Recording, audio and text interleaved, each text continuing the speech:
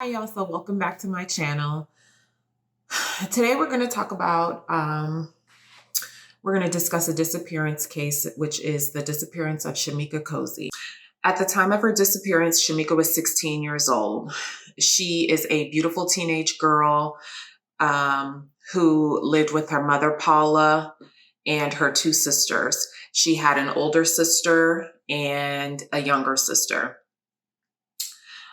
both of whom I am sure are devastated by her disappearance. Shemeka was a 10th grader at Hazelwood High School at the time of her disappearance. She went to homecoming that year. After school, Shemeka would often watch her 8-month-old sister for her mom, Paula, while she went to work during the week. That was kind of like Shemeka's little job.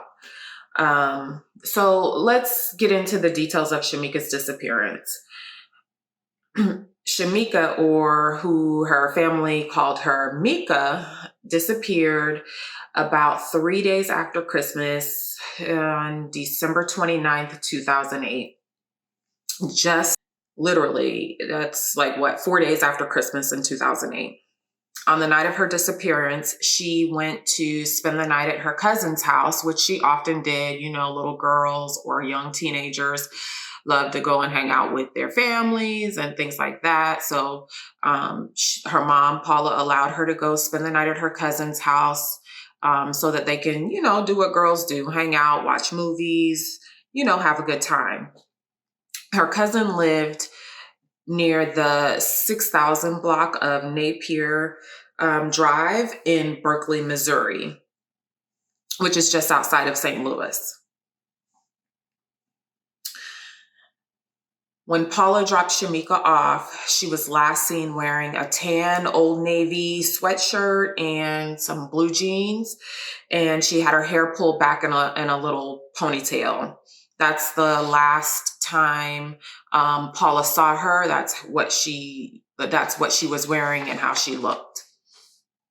Now, on the night of Shemeka's disappearance, for some reason, family recalls that she was in and out of the house throughout the night. She would go out, come back in, go out, come back in. For whatever reason, they didn't think anything of it, but they, you know, I mean, she's a 16-year-old girl. I don't know. I can think back when I was 16 and stand at my aunt's house or a family member's house. We would do things. We would kind of, you know, hang out, do whatever. It was kind of like a little bit of a free-for-all within reason, of course. So the next morning, everyone woke up and realized that Shemeka wasn't there. They found that all of her personal items, her belongings, like her overnight bag, her purse, everything was still there, but she wasn't there. So a family member decided to call Paula to see if maybe Shemeka went home or if, you know, whatever, maybe to see if she had seen her. And at that point, Paula said no, she had not seen or heard from Shemeka. So of course, mom antennas go off and she started to kind of get nervous. This is when she began to worry. She reached out to the police to let them know what was going on. And I don't know if you know, but I have often heard that police are hesitant a lot of times to label someone as a runaway, especially within like the first 24 hours or first day after the child goes missing or is not around. Sometimes they or they're hesitant to label them as it's something to be alarmed about. They often assume that the person just ran away to, maybe get away. Maybe there was some sort of dispute or altercation or whatever between the family or the parents. But Paula was adamant that wasn't the issue. Nevertheless, the police did not immediately rush to concern. They thought that, she'll be back maybe the next day for school. I think the next day was like Monday or Tuesday, the start of the school week. So they anticipated that she would be back then for the start of school. As a mom, that's like the worst thing you want to hear. And I can't imagine me, if my child was missing and I didn't suspect them running away, I would start looking for them immediately, with or without the police. And that's exactly what Paula did. She started looking for her, but she did not have anything to go on, and she wasn't able to find her. So the next day, I think it was, the police actually reached back out to Paula to say, hey, did she, come home, or have you heard from her? And Paula was like, no, I haven't heard from her. She did not come back home, and she didn't go to school. As the police began looking into Shemeka's disappearance, because at this point, everybody's kind of like on alert. Okay, so she didn't go to school. She didn't come back home. No one else has reported seeing her or having spoken with her. So then there's a little bit of an alarm, and the police then now decide to start investigating and to try to figure out where Shemeka is or what's going on with this. So as the police began looking into Shemeka's disappearance, the family started to recall certain things or details the night of that they last saw her, and the night of her disappearance. The first thing that everybody, of course, thought was extremely odd was that she didn't take any of her belongings with her. If Shemeka was intent on running away, whether it be by herself or with someone, you would think that she would take her clothing or the last few items that she had with her, especially if she's a young teenage girl. She's not working. Nobody would know whether she wouldn't have any money. How would she be able to, replace her certain items, whatever it is she had in her overnight bag. So they thought it was strange that she didn't take her overnight bag with her. So personally, and I'm pretty sure they thought that alone, I'm sure Paula thought that alone was not, or didn't sound like she was intent on running away and not returning. In addition to noticing that her overnight bag was still there, they ended up checking the cousin's or the family member's phone for like the last known phone call. I think one of the family members overheard Shemeka on the phone with somebody.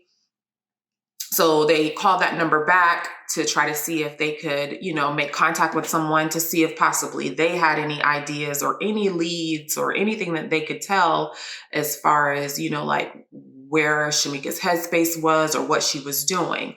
So they called the number back, and a woman answered the phone. And when they asked the woman, had they spoken to Shemeka or if they, had heard from her or anything, the woman told them that Shemeka dialed the wrong number. Personally, I find that a little suspect.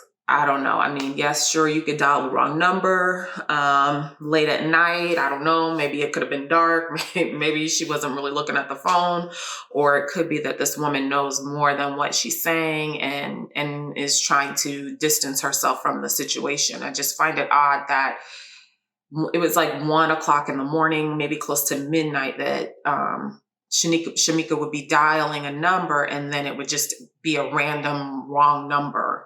So at this point, Paula is, I would say, distraught. She's, I can only imagine what she was feeling like, because now it seems as though Shemeka just disappeared out of thin air. And everybody knows that that's not possible. Someone would have had to have seen her or saw something, even if it was saw her get in a car or go somewhere or do something. So as Paula started looking and digging and prying into Shemeka's life as a young teenager, she was trying to recall anything, any information that could help her kind of determine where Shemeka may be or what may have happened. And she remembered their last conversation, which happened to be the day before Shemeka went to her cousin's house. So Paula says that last conversation was not really a pleasant one, because they actually kind of got into it because Paula and Shemeka were at one of Paula's friend's house. And while Paula was inside the house talking to her friend, Shemeka went outside and was kind of like walking around the neighborhood, roaming around, doing whatever. And Paula was a little like annoyed by it and upset because she said to her, you're in an unfamiliar neighborhood, an unfamiliar area, and you're out here walking around by yourself. That really doesn't make a whole lot of sense. It's not safe. So she was trying to kind of teach her that certain things you shouldn't really do. And she was also kind of alarmed, like, why would you be doing that? I'm sure. I know I would be if you're not familiar with the area. Like, what were you doing? Were you looking for somebody? Why were you walking around an unfamiliar neighborhood? Of course, being a teenager that she was, and most teenagers, Mika told Paula that, look, you're being paranoid. You're over dramatic. I know what I'm doing. I'm just walking around. Nothing's going on. You're looking too much in it. You're putting too much on it, whatever. That is like one of the last conversations that Paula recalls having with Shemeka.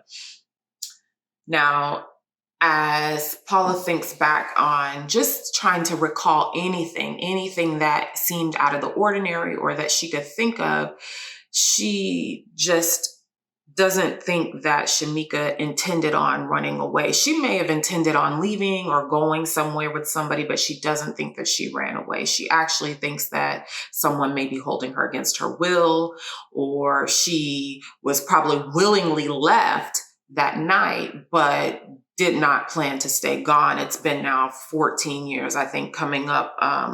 It's going to be 14 years that she's now been missing. There were rumors that Shemeka was talking to an older guy. So after she disappeared and her mom's digging and searching for any angle, anything that she could think of to figure out what's going on, Paula remembers about 5 months before Shemeka's disappearance,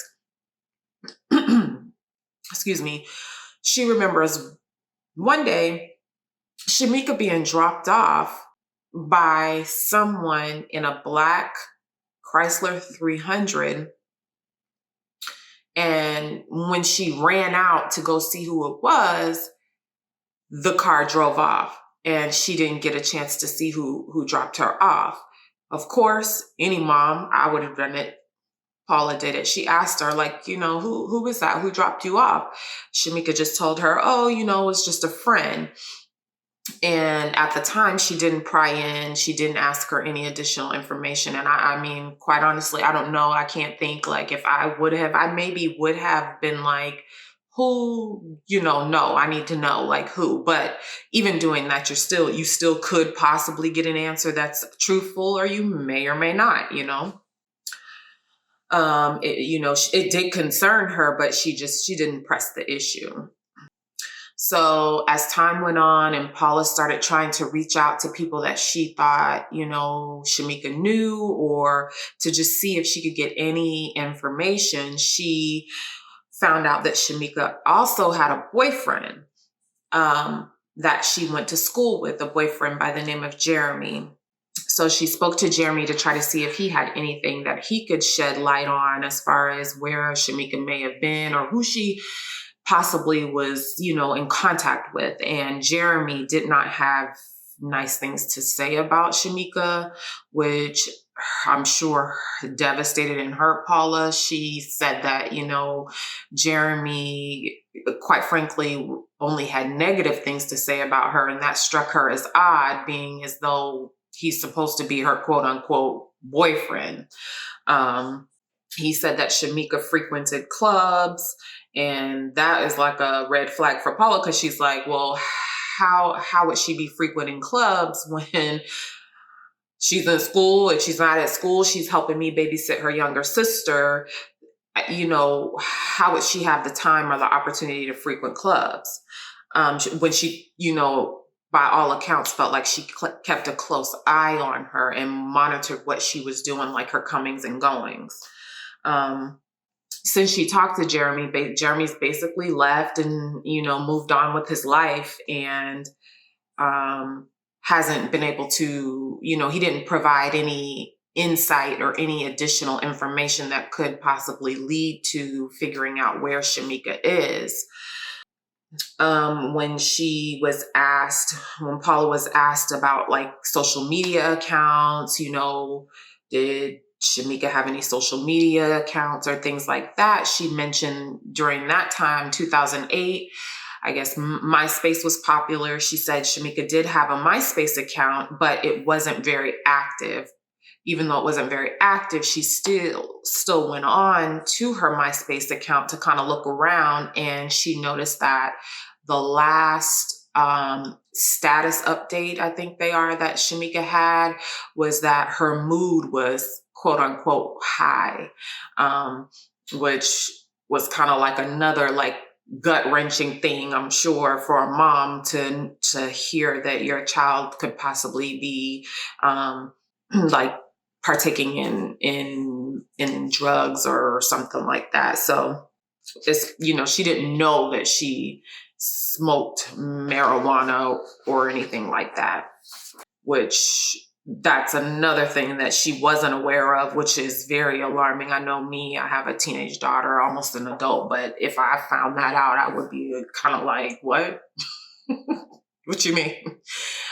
Although it's not something you want to hear as a parent, it's also not uncommon for young 16-year-olds, girls or boys, to be doing things and experimenting with things that parents don't necessarily know about. We do our best to kind of like steer them in the right direction, but of course they get in, connect with certain people and certain groups of people, and then they start kind of testing the waters and doing their own thing. So at this point, it's been a while since she's seen Shemeka, and she's just kind of like desperately looking for any clue, anything that could possibly give her an idea of where she is or who she may be with. Even at this point, I do want to point out that the police was not doing any sort of searching or investigating. But after Mika's disappearance, Paula found an ID in her room, and she's like kind of like rummaging through her stuff to see if something would jog her memory or give her any sort of idea. She found an ID in Shemeka's room of another girl that kind of resembled Shemeka, which she thought was odd. So apparently she had this other person's ID, and Paula's assuming that this is maybe how she was able to get into these clubs or strip clubs or wherever it was she was going. She was using this fake ID. Now, the fake ID happened to be owned by or belonged to a group of one cousin, I think it was, of some friends that Shemeka had just started to develop a relationship with. They lived downstairs on the floor beneath them in their apartment complex. So this prompted Paula to reach out to those friends to say, hey, to see if they knew anything, to try to question them, talk to them, say, do you know anything about what Shemeka's doing? Have you talked to her? Have you heard from her? And when she went to go and talk to these girls who were supposedly her friends, the girls didn't have anything to offer. They said they didn't know anything. And then when the police circled back to these girls, their parents intercepted and said they didn't want to be involved. So they didn't even, the police didn't even get the opportunity to question these girls because their parents wouldn't allow them as they were minors. Even though she found it's not really a fake ID, but even though she found this ID with this picture of this girl in there, it's possibly how Shemeka was going to these clubs, but in Paula's mind, she just still can't wrap her mind around how, when, where would she find the time to do this?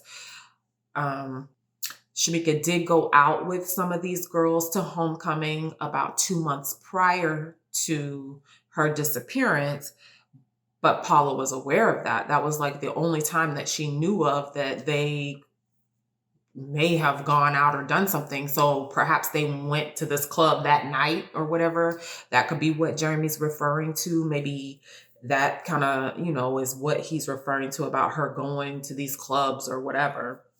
So at this point, Paula is like devastated. She has no clues, no leads, friends, all of these people that claim to be Mika's friends and even her boyfriend have not given any clues or any positive or hopeful leads as to where Shemeka is or could be. It's almost like she just disappeared off the face of the earth, and these people that claim to be her friends aren't trying to help, and neither is this person who claimed to be her boyfriend trying to help, which strikes Paula as very odd, and me too, to be quite honest. It's like a question mark in my mind, like, well, even if he didn't like her anymore, even if he wasn't dating her anymore, it's not like they're extremely young. They're 16, and I'm 16 and older. So I'm sure the young girls, as well as the boyfriend, understood the seriousness of the situation. I just don't understand why they would not have anything to offer, nothing to share, anything to any additional information. So this, as Paula started to kind of like rehash all of this in her mind and just started thinking about all of this, it just became overwhelming and devastating for her, that so much so that she ended up in the hospital, refusing to eat. They had to force her to eat. It was like she was just wasting away because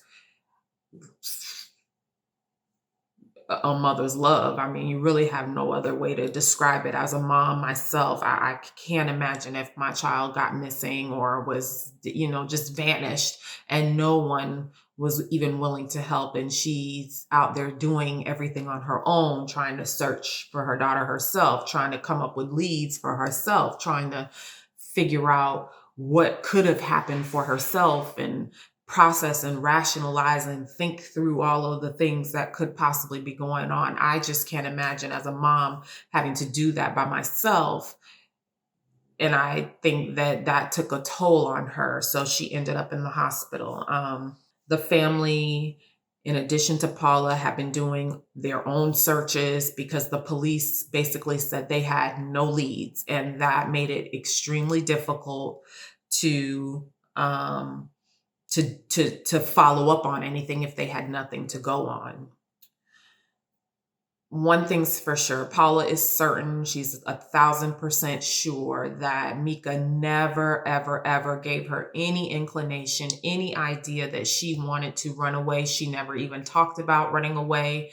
They, even with their little disagreements about her, doing things like going here or going there, she never had any response that would lead Paula to think that she was contemplating running away. And she was even very careful about her comings and goings in to some degree. She used to take a certain route walking home from school, and one day it's like through this alleyway, and one day she told her mom that she wasn't going to walk that route anymore because it made her scared. So she was to some degree alert and aware about her surroundings, which also leads Paula to believe that she may be being held somehow against her will, whether it be by somebody that she thought she could trust, or someone that she thought she knew, or maybe it be by someone that she didn't know and did not trust, while also looking for additional clues and any insight that she could possibly give on what was going on in Mika's little teenage world. She found notes inside of her room where her and this new friend, another friend that Paula wasn't aware of, they were passing notes back and forth with each other in class.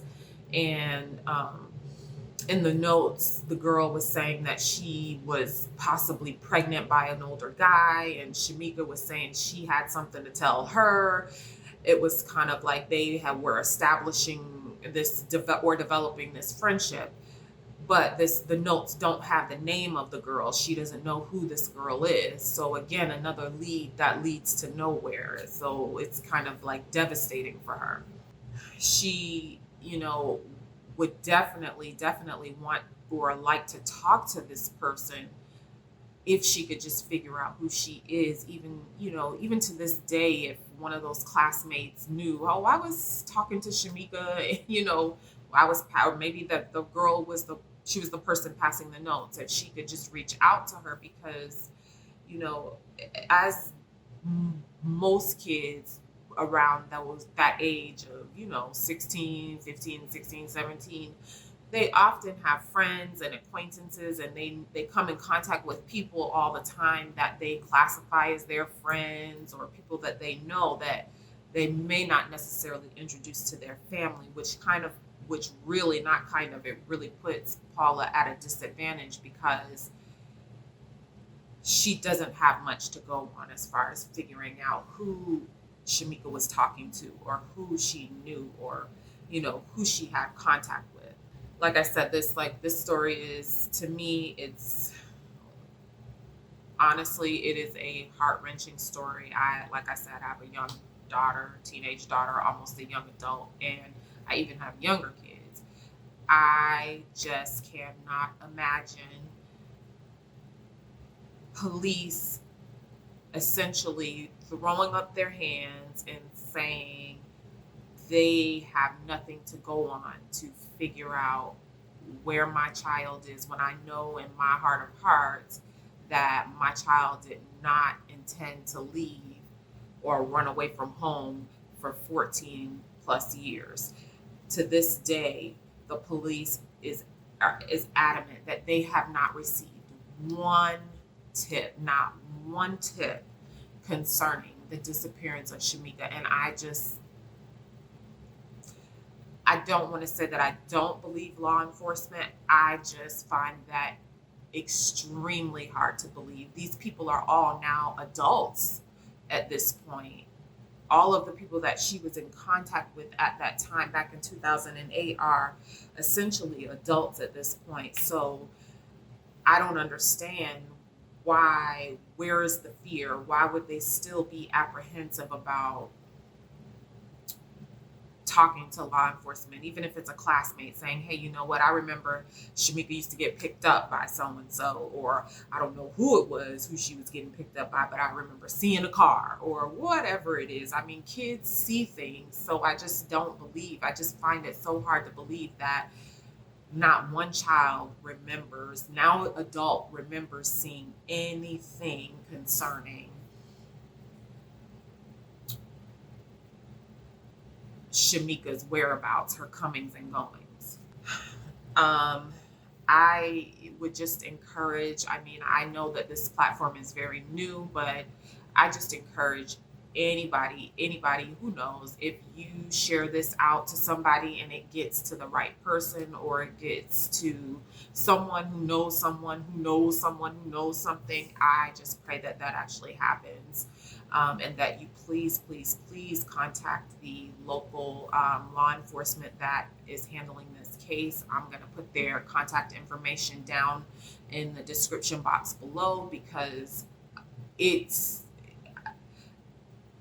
a mom, it's devastating to me that she, number one, is having to kind of do all of this by herself. She's hanging on to like this much hope, anything that somebody would reach out and say, hey, yes, I remember, or I remember the 300, or I saw the person who picked her up, or I saw her going in this car or that car, or I saw her sneak off and do this, or I saw her talk to this person or that person. She's just hanging on to like this much hope that someone would reach out and tell what they know. And I would just encourage you, especially the people that were in contact with Shemeka around that time. You guys are older now, you're mature, you're adults, you understand the severity of it. I would just encourage you to reach out to authorities if you actually know anything, no matter how big or small it may be, because you may see something and think it's small, and it may end up being the major thing to help them continue on with trying to find where Shemeka is. So that's all that I have for this. I'm interested to know what you guys think. Personally, like I said, I have like thoughts in my head, questions about the 300, like who was it? Where did this person come from? Did somebody else see this 300 at any point in time? I truly doubt Shemeka ran away. I just don't see her doing that. I don't see her running away, especially if she intended. Like, it just doesn't make sense to me in my mind. If I think about it and think about it clearly, even if she was in and out and wanting to go somewhere with somebody, her mom Paula even is willing to believe that maybe she was wrapped up in this person. As young girls, we get wrapped up in, oh, if it's an older guy, or oh, if this person, they really start to really feel like this person loves you or cares about you, and then you go try to run off and do things that you wouldn't normally do. Maybe she did go off with somebody, but I doubt that she intended to stay gone for 14 years from her family. So I just wish that there was some sort of clue or something that was out there that someone had, and they were willing to actually reach out to law enforcement and share. I just even find it odd too that the police haven't circled back around to her classmates, to people that she knew back in 2008 and 7 and 6, because guess what? That's been 14 years. They're grown behind adults now. They should be a little bit more mature, like I said, and willing to talk. They can even try contacting the old boyfriend, Jeremy. He may have softened up now and not be so judgmental, or not be so in such a negative headspace with regard to Shemeka, that he would say whatever it is that he knows. Even if it's something, he may not know anything about her disappearance, but he may know something about her patterns, her behaviors, where she would go, what she would do. There are just like so many unfinished pieces to this puzzle and I just feel like I really hope that law enforcement is able to help Paula get some sort of closure to such a horrific incident, such a horrific situation. I mean, her oldest daughter is devastated, and as a result, she said that she's angry. She's just living her life in a state of anger and frustration, and she believes that it's linked to the fact that she doesn't know where her younger sister is. And on the flip side, the sister that was 8 months old is sadly has no recollection of her older sister. There's just like so many thoughts that I have in my head, so many unfinished pieces, so many missing pieces to this puzzle. So I don't know. It's a horrible situation. But what do you guys think? Sound off in the comments below. Let me know what you think. I mean, what do y'all think about the fact that the police just kind of like throw up their hands and say, oh, we don't have any leads? They didn't do any real, Paula is out there doing searches and doing all types of events and things like that to just keep Shemeka's name and story alive. What do you think about the fact that the police has just said, don't have any leads, have nowhere to go, and are essentially throwing up their hands? Sound off in the comments below. So this has been the story about the disappearance of Shemeka Cosey. Again, at the time that she disappeared, she was 16 years old. She disappeared December 29th, 2008 is the last time that she was seen or heard from by her family. If anyone has any information, any details on where she may be, I am going to have the law enforcement agency that's handling this particular case, their contact information down in the description box below. You can definitely reach out to them. I'm sure you can reach out to them anonymously if you don't want to give your name or any information. So yeah, that's all I have on this. Thank you guys for watching. Please like this video. Don't forget to subscribe. Don't forget to hit the notification bell so that you can be aware of the next video. I'm feeling like I'm getting in my groove with these. I'm going to probably start doing more than one video a week. I'm just hopeful that this is going to be a great thing that is going to help bring closure to somebody. That has been my only goal, and my ultimate goal is to possibly help, even if it's just one case. So yeah, thank you guys for watching, and see you next time. Bye.